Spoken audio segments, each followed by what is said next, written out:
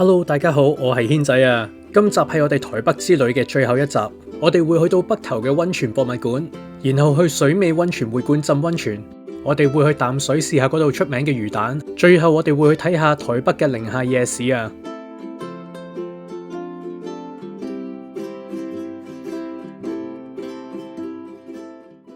我哋今日咧搭呢個叫做承德嘅巴士去北投啊，要坐1個鐘頭啊。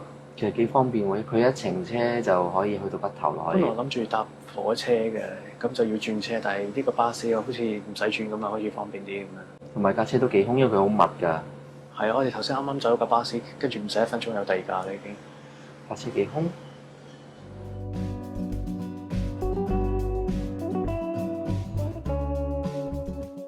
終於嚟到北投啦，咁我哋咧就喺前邊嗰個巴士站落車啦。咁我哋而家去我哋嘅第一站就係溫泉博物館。我哋周圍咧都聞到一陣香味喎，但我哋唔知係咩，好似茶葉味啊，但係唔知係咪呢啲植物散發出嚟嘅咧？好香啊！前面呢個咁靚嘅建築物就係台北市立圖書館嘅北投分館啊。而家呢個建築物係2006年建成，圖書館就喺北投公園入面，喺溫泉博物館隔離。喺個圖書館隔咗條河呢邊咧，呢一個建築物係個公廁嚟嘅，其實都係木嘅建築啊，幾靚。而呢個圖書館嘅另一邊咧，就係呢一個溫泉博物館啊。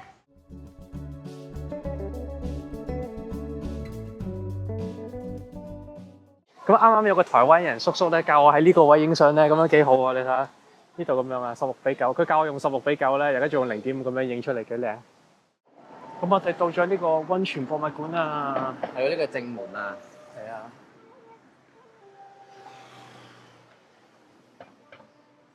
咁呢個溫泉博物館咧就免費入場嘅原來。 10點到6點。但係要除鞋入去啊！咁入場嘅時候咧就要除鞋啦。個 locker 咧擺咗入去之後係有個木牌嘅嗰個鞋嘅鎖匙係啊，佢都有個鞋櫃嗰度啦。幾得意，即係木鎖匙嚟嘅喎。係啊，佢啲古法鎖匙唔同㗎，個扣你睇下。係喎，真係 lock 到嘅喎。你睇下。入到嚟咧，你就可以攞翻份解釋啦，有日文啦，有中文、英文、韓文都有，講解呢個以前個北投溫泉嘅歷史啊。哇，咁得意嘅！我睇下佢啲咩意思。北投嘅記憶啊！哦，呢個係一個作品嚟嘅啫，我以為佢有咁得意嘅古蹟添。咁巧而家係呢個溫泉博物館嘅27週年啊！以前嘅溫泉酒店嘅嘢食啊，要食啲嘢睇下。哇，好高級㗎喎！有蝦，有龍蝦。我以前都係即係民生唔入得去嘅喎，點會成日見到富士山壁畫嘅？係吉祥物啊，原來係。以前係放啲女賓同埋啲細路仔嘅。哦，原來以前女性好少單獨泡嘅，都係男女共浴嘅喎，就咁細個嘅咋。個箱好高，你睇下。係喎。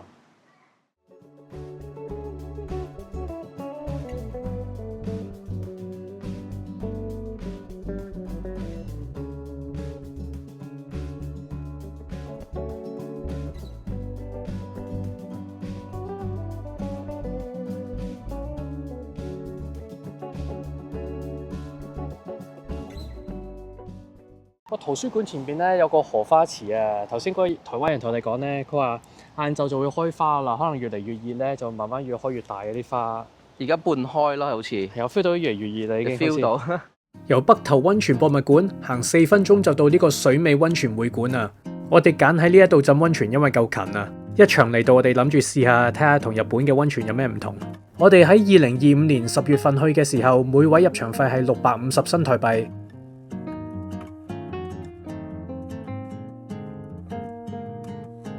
浸完溫泉，我哋就喺附近一間餐廳度食 lunch。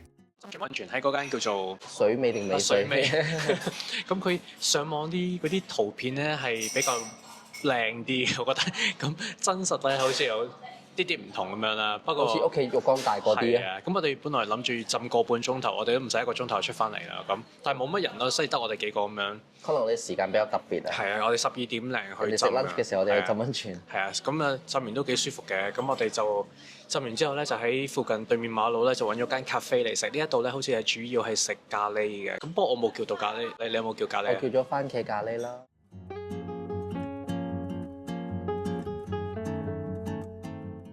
呢個就有嗰個番茄咖喱加雞肉。咁我呢一個咧就係 surf and turf 啦。我係睇中呢個魚啊，因為其實我想食咖喱嘅，但係佢咖喱就冇呢隻魚啦。咁我就要咗呢個係雞加魚。我媽嗰隻係另一隻魚嚟嘅喎。咁我可以偷一啲生啲咖喱醬擺落去嗰度。嗰啲咖喱醬都算多喎。係啊。咁我哋個餐仲跟飲品同埋甜品啊。咁我哋等下啦。佢話食完嘢先有得飲啊。係啊。咁呢個魚咧好似係多春魚嚟，幾好味喎！我覺得呢個雞咧係好香茅味，同埋好似有少少咖喱味咁樣 mix 嘅，我覺得係。係，我覺得簡簡單單幾好啊。好滑添啊個雞。係啦。即係嗰啲選擇少，但係佢都 OK 喎。係啊，唔錯呢個。你嗰個點啊？我覺得 OK。佢呢個咧，佢咖喱有種奶香味㗎，佢都有寫㗎。不過我試咗你一啖咖喱咧，我覺得比較相對地淡啲咖喱味。係淡啊咖喱啊，因為佢係呢個味道偏淡嘅番茄咖喱味。都 OK 啊啲嘢。咁呢一個咧就係我哋跟餐嘅甜品嚟㗎，呢個 cream caramel 啦，跟住呢一個咧就芝士蛋糕嚟㗎。糕啊！幾細細件啊幾靚？而家幾短，好似幾好味我覺得。跟住呢個係 cappuccino 係咪啊？係啊。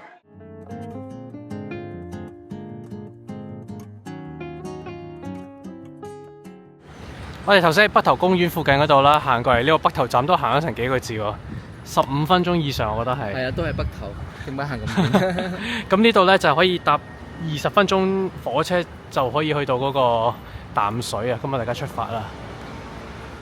咁我哋而家咧就喺北頭站啦，搭1、2、3、4、5、6個站就到淡水啦，尾站嚟㗎喎。尾站嚟㗎。點聽緊一啲非常之懷舊嘅台灣歌曲。好搞笑！呢間好似 Starbucks 嘅嘢叫做星大火 Big Star。呢條就嗰個老街啊！我估係啩。哦，你最中意食嗰啲腸啊！我都食喎，不如食咗先好唔好啊？1支40蚊，3支120蚊。佢幫我計咗條乘法。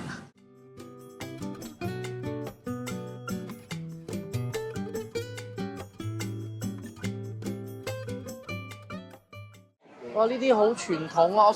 我想食呢個啊。其實好多間都係賣呢個淡水魚丸湯，我都想試下睇邊間。呢間會唔會 OK 啊？我上次嚟食咗蛇嗰個魚丸係幾好味，但我唔記得咗係邊一間。鹽酥雞啊！呢間咪叫大船啊？係啊，大船啊！我買咗2包呢啲魷魚乾咁嘅嘢啊！呢個魚嚟㗎，呢個係鰻魚啊，100 yen 做呢，唔係100台幣。跟住呢個咧就200台幣。頭先我哋嗰間鋪頭咧買啲好文青嘅嘢啦，跟住買一個好無謂嘅嘢。呢個好啱阿軒仔啊！知唔知點解啊？睇佢買唔買嘢啊？以後我哋就會問呢個，咦又轉到買，會唔會轉幾多人買啊？哦，呢個係咩啊？全包啊！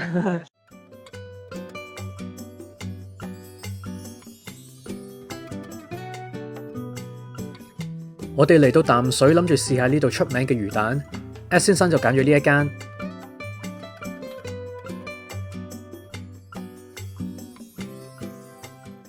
嚟咗呢間叫福友友啊！出邊好多間，但係 review 比較好啦。跟住見到呢間係最多人㗎，你睇下。係啊！我啱啱影咗張單，咁可以見到我哋叫咗一個，可以叫2個魚蛋湯，一個叫阿幾，唔辣嘅阿幾。唔知係咩嚟喎呢個？係啦。跟住我想食呢一個叫做海鮮蝦卷。係啊，其實佢叫腐皮蝦卷嗰個 menu，我唔知點解呢個唔同名。哦，一樣嘅嘢嚟嘅啫。咁咧就要出去俾完錢之後咧，佢就俾個號碼牌，42號。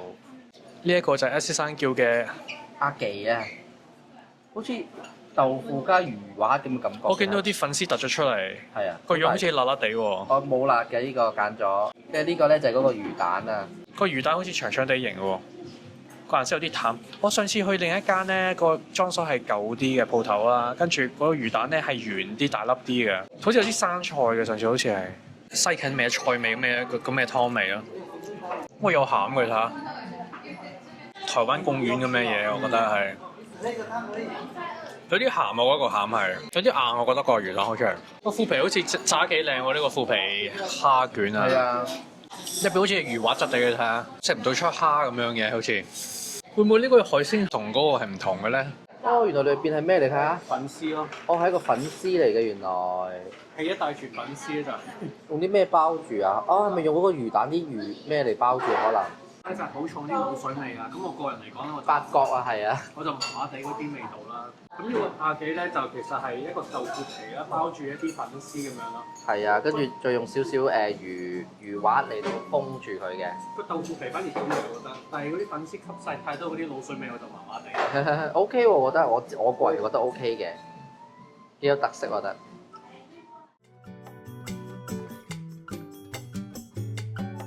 食完嘢，我哋就慢慢散下步，跟住先離開淡水，喺水邊度行，吹下風都幾舒服噶。我哋咁啱經過，見到呢個人喺度買緊土耳其雪糕，我哋睇咗好耐，佢都仲係未攞到佢個雪糕。行完之後，我哋就搭翻火車翻去台北。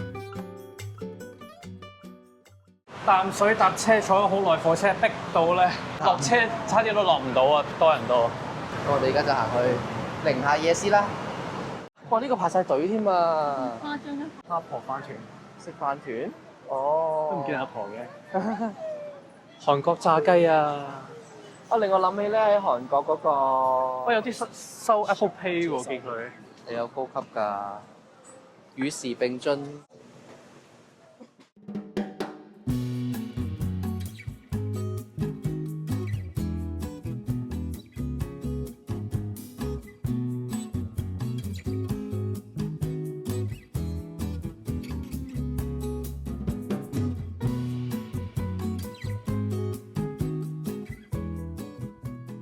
我哋而家喺啲檔口嘅後邊行咧，好似舒服好多。咁、啊我哋而家要諗下要食咩。其實好多檔口咧，發覺都係差唔多嘅嘢嚟㗎。隔離咧叫做圓環邊啊。係啊，成日食蚵仔煎排晒長龍㗎。咁我哋隔離見到一間咧叫做，跟住呢個蚵仔煎大王都係要排隊，但係少好多人。啱咧就外賣咗個蚵仔煎啊！佢呢度有 pack sauce 咁樣裝㗎係啊，有喎。 sauce 㗎，哇，好熱啊，好辣手喎。新鮮係㗎。辣手嗰種揸都揸唔到嗰種啊。你小心啊！係咁樣嘅。一個蚵仔煎。我初初以為係奄列咁樣嘅添。有 sauce 啦哇，個 sauce 咁大兜嘅，有啲蠔仔喺度啦，細細隻蠔仔。喂，呢個兜咧真係好熱啊，好難揸住。個醬呢個咧，其實我覺得佢似嗰啲麵團咁嘅感覺係咪啊？蚵仔煎，係咯，有一隻係糕咁樣咯，你睇下。麵粉嚟嘅。係咯，有啲煙韌咁嘅感覺啊嗰啲。不過我想象中唔同嘅，因為我初初以為係煎蛋嚟嘅。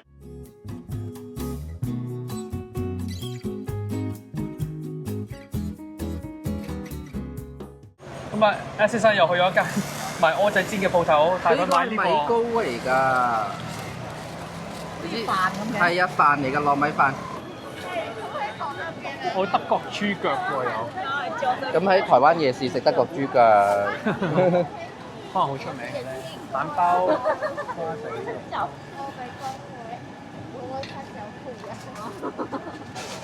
好多大嘅呢個，係啦，阿卡拉。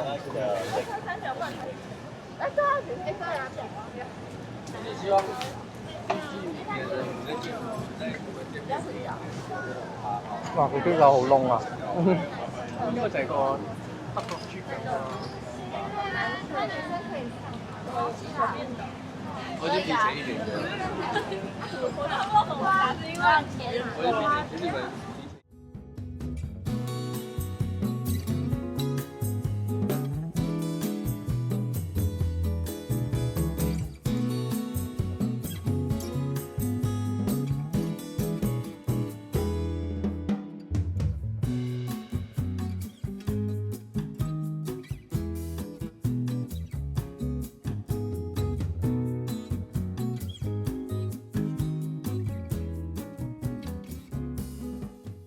細份咧就係150台幣。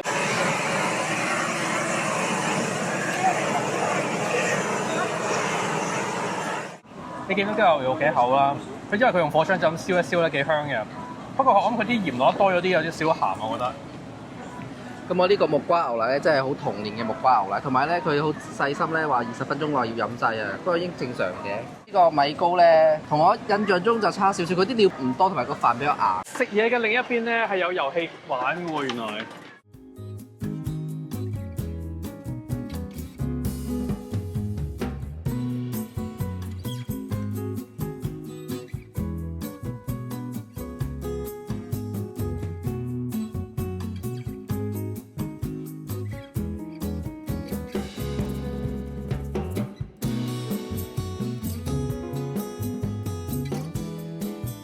行完寧夏夜市，我哋喺附近繼續食。咁我哋喺呢個50欄呢度咧，我話叫咗一個係 number 2嘅呢個梅子紅。S 先生咧就叫一個情人茶，呢兩個真係超抵啊！兩杯咧101蚊啊，台幣。咁我就叫咗呢杯梅嘅紅茶啦，佢係好似我覺得個味道似飲緊酸梅湯啊。跟住我加咗個珍珠咧，好似加珍珠嘅酸梅湯，怪怪地。佢好特別。佢珍珠係細細粒嘅喎，因為佢哋有細睇呢度見唔見到啊？好細粒嘅喎，我第一次飲啲咁細粒嘅珍珠啊！佢加料唔加價嘅喎。係啊。咁我哋而家排緊隊嘅咧就食呢一個甜品啊。咁佢 menu 就係食豆花為主嘅呢度。咁我叫咗呢個咧就係凍嘅豆花，係綠豆豆花加本來想加薑汁嘅，但係佢話咧凍咗加唔到薑汁，咁就係熱呢個加到薑汁。熱嘅就加到薑汁啊！咁我想食凍嘅，所以我唔加薑汁就算啦。咁啲好似咧，佢好似熱冰沙咁樣嘅，好似 slush 咁嘅喎。係咯，咁得意嘅。呢啲係咩啊？呢個係你試下綠豆湯，可能係好似綠豆沙嗰啲冰啊，嗰啲味嘅冰啊。我都幾得意喎。咁樣豆花點樣？個豆花係室溫嘅，好似好淡喎，好似個豆花本身就冇味，我覺得係。係咪好似港式嗰種豆腐花嗰種豆花？係啊。我係叫凍㗎。OK，呢個係凍嘅，佢都係有冰沙嘅嘢嚟㗎。你睇下，有豆花，佢有豆啦，有呢啲芋圓啦，同埋呢個好煙韌嘅嘢，芋頭嘅嘢。係啊係啊，粉圓啊，仲有珍珠添啊！哇，呢兜嘢飽咯。仲有湯底咧係黑糖湯底嚟㗎。啲珍珠好煙韌啊！個芋圓好味道啊！咁大家行完夜市不妨嚟呢度試下，喺隔離嘅。喺對面啊，隔離有50欄添啊！哇，夏天食真係一流呢個。其實我哋已經好熱啦，食到。The next day，哇！咁快已經嚟到我哋台灣嘅最後一日啦。咁我哋今日最後嘅行程咧，就嚟到呢一個1912文創區啊。1912係咪1912定1914？我唔記得咗。咁早都咁多人喎！而家係朝頭早其實都唔早啊，原來10點41分啦。係咪已經開㗎啦啲嘢？係啊，啲嘢好似我見有啲就11點開，有啲就10點半開。哦，我呢度有地圖添啊！你睇有咩食？我最後一餐食咩啊？去藝術區度食嘢。有啲好似好文青嘅 cafe 喎，就可以寫。哇！呢個得意啊！呢個小希食堂，嗰隻豬碟啊！你諗下隻蛋已經佔咗半隻碟啦，好小氣真係。咁你見到呢度其實分開一個個 building 嘅，有幾個唔同嘅 building，咁我哋睇下行下周圍行。好啊！如果你用紅色鏡咧，咦睇到喎，用鏡頭都。呢啲啊，呢個啊，你睇下，其實咧佢有兩個，你見唔見到？係啊，我就係話唔同顏色就唔同嘅字咯，見到。如果你藍色咧，就係見到呢啲。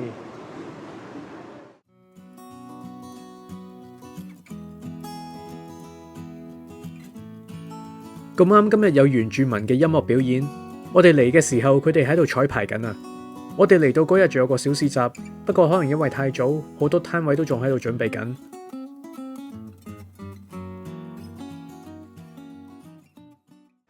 750台幣啊！呢把遮存錢筒，呢個啊，哎呀，好得意啊！飲品萬用袋喎，即係保溫嘅喎，呢個有用喎，係咪啊？但係你呢個，咁長嘅點解人哋睇得咁大？但係佢睇佢又唔係好長嘅喎，哎呀！咪因為你要打橫佢㗎嘛。哦。呢啲係叫做咩？好似 felt 整嘅羊毛啊，啲毛公仔啊。其實我睇中咗呢個啊。箍住飲品呢個啊。係啊。咁最後我係買咗呢個啊，400幾台幣啊呢一個。430台幣，因為青蛙揸住個相機㗎，幾得意。行完街，我哋就去咗呢一度嘅春水堂啦。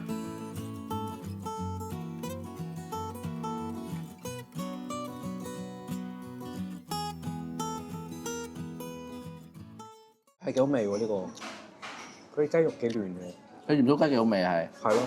咁呢杯就我叫嘅杯亞奶茶啦。咁我叫佢加珍珠嘅，珍珠係另上我記得。成碗喎，都唔少喎，其實睇落。好黏喎。呢個珍珠奶茶咧，真係一個好經典好味嘅珍珠奶茶，同埋叫咗3分糖咧，即係適中啊。因為佢呢度咧，你叫半糖就係偏甜㗎。我覺得個茶味好飲啊！呢個。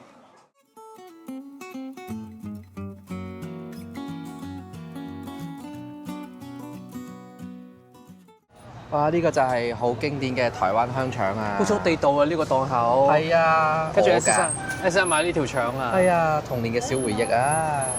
幾多錢啊？呢個40蚊啫，哇！最平喎呢度。係咪啊？咁當然係街邊啦。好肥啊！你睇下入邊啲糕。係咗好多糕喎，哇！大粒糕喎，唔係講笑。但係真係好傳統嘅台灣香腸嘅味道啊！好食啊！食完嘢，我哋就翻酒店攞翻啲行李，搭的士去機場啦。我哋 check in 完，買完手信，再繼續食啊！咁我哋而家喺機場咧，就揀咗呢一間係咪叫 Bistro D 啊？不灼落地餐廳啊！哇！佢啲牛係美國牛嚟嘅喎。其實我睇中咗佢呢一碗啊，牛肉麵啊，佢係美國嘅 short ribs 嚟嘅喎。都好香喎！係啊，好香，好似紅燒牛肉麵嘅味道係咪啊？跟住跟啲咩啊？跟住有隻蛋啦，跟住應該係梅啊啲鮮菜啊啲梅咁樣咯。韓式牛仔骨嗰啲肉嚟。係啊，佢係牛小排嚟㗎，你俾大家睇下個鏡頭度，對過嚟睇下。即係唔係你平時嗰啲咧一嚿嚿嗰啲？係啊，呢個就係我叫嘅咖喱牛小排飯。其實啲肉咧就同你嗰個一樣。好似厚好多咩一樣啊？係啊，你個厚好多啊！哎呀，真係啊！哎呀，係喎，真係好似泰國切得厚啲喎！哎呀！哇，幾精美！同你交換一嚿啦。我哋今次坐星宇航空嘅 A330neo 經濟艙係242排位，個位都係有啲窄㗎。兩個位嘅中間係有插頭，同嚟嗰程一樣，呢架飛機都係 Snoopy 嘅 theme。今日嘅飛機餐係滷肉烏冬，個餐仲跟生果、蛋卷同埋一盒果汁。主菜嘅味道就麻麻，但係我幾中意佢個蛋卷。我哋今次嘅台灣之旅就分享到嚟呢一度，臨走前記住 like、share 同埋 subscribe 支持我哋啊！我哋下一個旅行再見啦，拜拜。